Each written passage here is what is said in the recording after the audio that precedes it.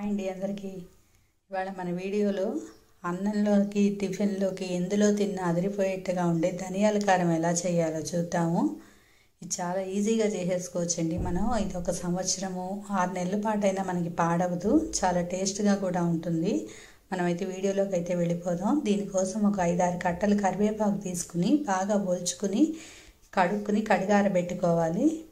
బాగా ఆరాక ఒక పక్కన పెట్టుకుని దీనికి సరిపడా మనం తినే కారాన్ని బట్టి ఒక 100 గ్రాములు ఎండుమిరపకాయలు, ఒక కప్పు ధనియాలు, ఒక కప్పు పుట్నాలు అయితే తీసి పక్కన పెట్టుకుందాం. స్టవ్ ఆన్ చేసుకుని పాన్ పెట్టుకుని ఒక కప్పు ఆయిల్ వేసుకుని 4-5 గరిటెలు అందులో ఎండుమిరపకాయలని బాగా వేయించుకోవాలి. మనం ముందుగా ఎండుమిరపకాయలు వేయించుకొని పక్కన పెట్టుకుంటే ఇవి మాడకుండా ఉంటాయి.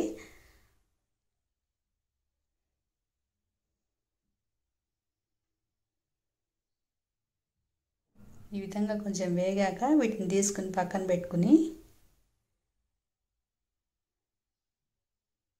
ఇదే పాన్లో మనం కరివేపాకు కూడా కడిగి పెట్టుకున్న కరివేపాకును కూడా తడి లేకుండా బాగా ఫ్రై చేసేసుకుంటే మనకి పొడి పాడవకుండా ఉంటుంది.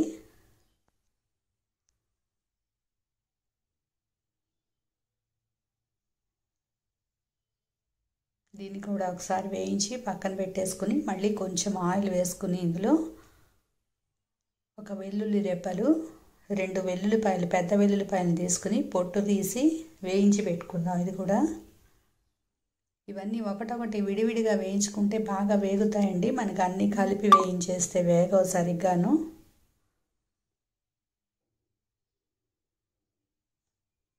మళ్ళీ కొంచెం ఆయిల్ వేసుకుని ఒక కప్పు ధనియాలు,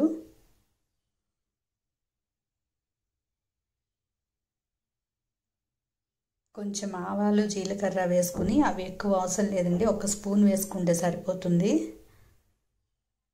ఒక పెద్ద టేబుల్ స్పూన్ జీలకర్ర, ఒక పెద్ద టేబుల్ స్పూన్ ఆవాలు వేసుకుని ఇవి కూడా బాగా వేగాక తీసి పక్కన పెట్టుకోవాలి.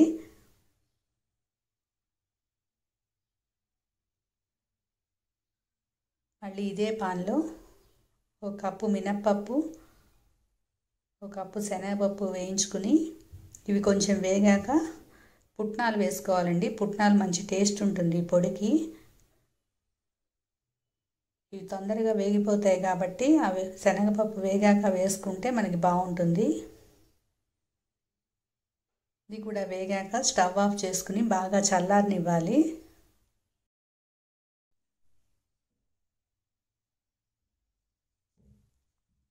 మిక్సీ జార్ తీసుకుని ఈ వేయించి పెట్టుకున్న ఎండుమిరపకాయలు, కరివేపాకు ముందు పౌడర్ చేసి పక్కన పెట్టుకోవాలి. ఇవన్నీ కలిపి వేస్తే నలగదండి మనకి, ఒకటొకటి విడిగా వేసుకుంటే బాగా నలుగుతాయి. మనం వేయించి పెట్టుకున్న కరివేపాకు, ఎండుమిరపకాయలని మిక్సీ పట్టేసుకుని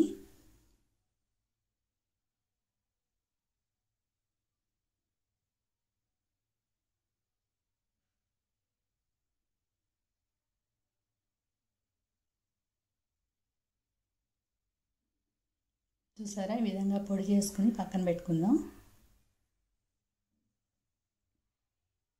ఇదే జార్లో మనం తీసుకుని వేయించి పెట్టుకున్న తాలింపు దినుసులన్నీ వేసుకుని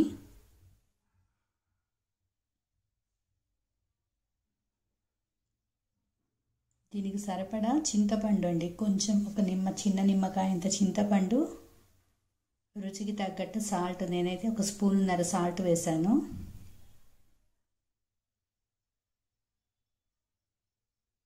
చింతపండు సాల్ట్ వేసుకుని ఇది కూడా మిక్సీ పట్టేసుకుని బాగా అడుగు పైన కలుపుకుంటే మనకి ఎంతో టేస్టీగా ఉండే ధనియాల కారప్పొడి అయితే తయారైపోతుందండి. ఇది ఒక డబ్బాలో స్టోర్ చేసి పెట్టుకుంటే మనకి ఎన్ని రోజులైనా నిల్వ ఉంటుంది. వేడి వేడి అన్నంలో నెయ్యి వేసుకుని తింటే చాలా బాగుంటుందండి. కరివేపాకు అది వేసాం కాబట్టి హెల్త్కి కూడా చాలా మంచిది ఇది. మీరు కూడా తప్పకుండా ట్రై చేసి ఎలా ఉందో నాకు కామెంట్ బాక్స్లో కామెంట్ చేయండి. Thank you for watching. Please like, share, subscribe.